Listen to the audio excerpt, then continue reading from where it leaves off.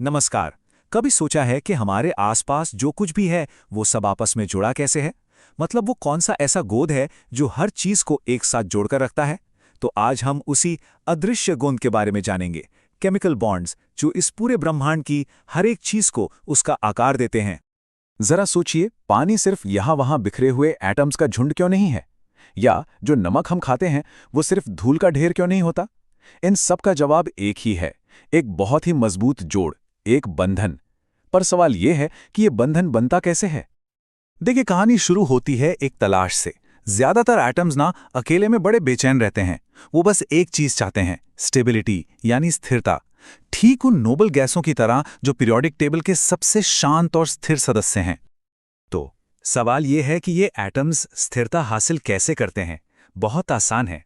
वो दूसरे एटम्स के साथ टीम बना लेते हैं, उनसे जुड़ जाते हैं, और इसी जुड़ाव को हम बॉन्डिंग कहते हैं। चलिए उनकी पहली स्ट्रैटेजी को समझते हैं। तो केमिकल बॉन्डिंग का मतलब सिर्फ जुड़ना नहीं है। नहीं, ये एटम्स की एक सोची समझी चाल है जिसका सिर्फ और सिर्फ एक ही मकसद है, स्थिरता पाना, स्टेबल हो जाना। अब स्थिरता पाने का पहला तरीका है इलेक्ट्रॉन्स का सीधा साधा लेन देन। इसे कहते हैं आयोनिक बॉन्ड।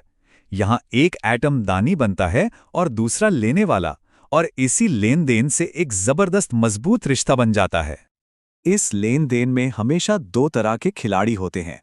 एक तरफ है मेटल्स यानी धातु, जो अपने इलेक्ट्रॉन्स देने के लिए हमेशा तैयार रहते हैं, और दूसरी तरफ है नॉन मेटल्स यानी अधातु, जो उन इलेक्ट्रॉन्स को लेने के लिए हमेशा बेताब रहते हैं।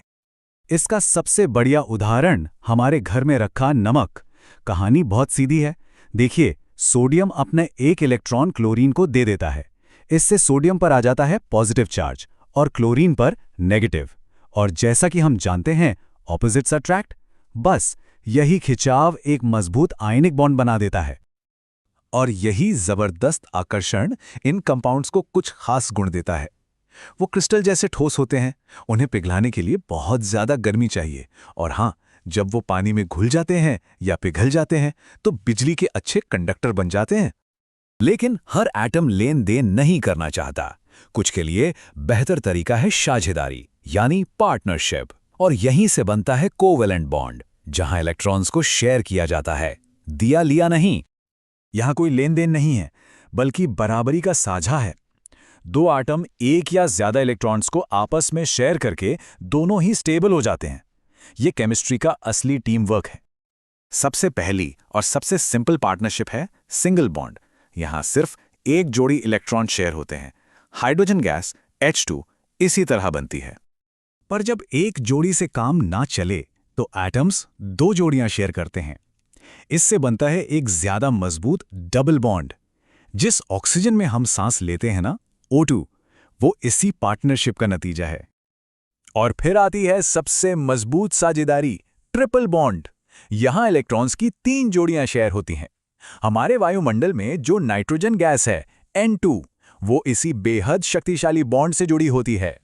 क्योंकि यहां इलेक्ट्रॉन बहुत कसकर शेयर किए जाते हैं, इन कंपाउंड्स के गुण आयनिक वालों से काफी अलग होते हैं।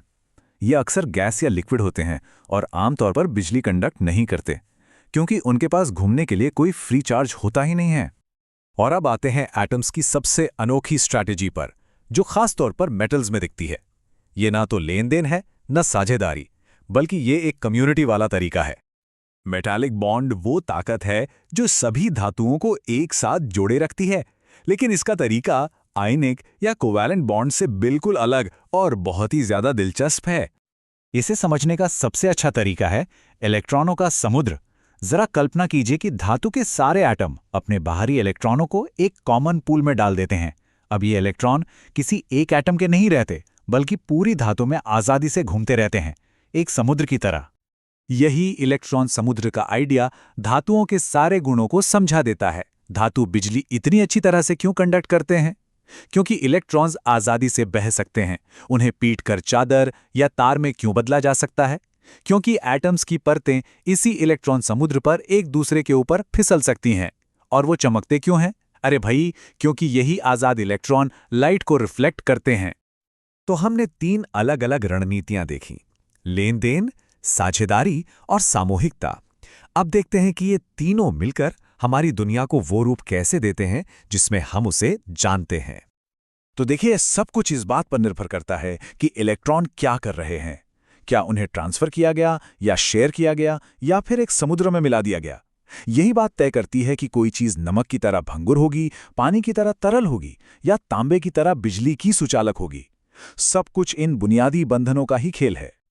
तो आखिर में स्थिरता की इस महान खोज में एटम या तो इलेक्ट्रॉन दे देते हैं, या शेयर कर लेते हैं, या उन्हें एक साथ मिला देते हैं।